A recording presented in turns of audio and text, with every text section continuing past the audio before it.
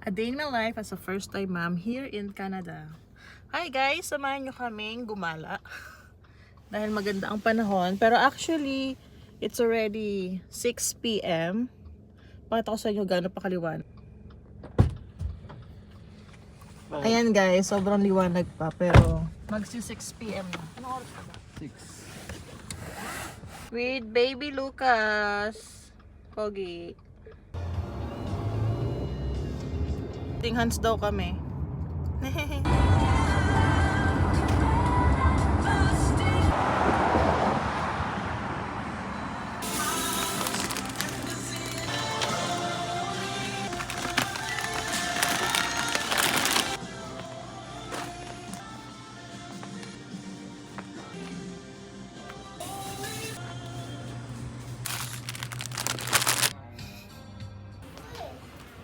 Lato.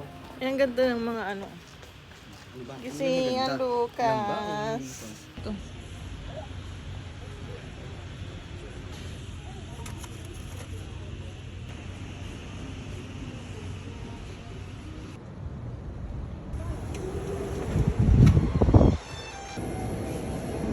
Daddy sitaw oh. Kalanta. Kano sa Walmart?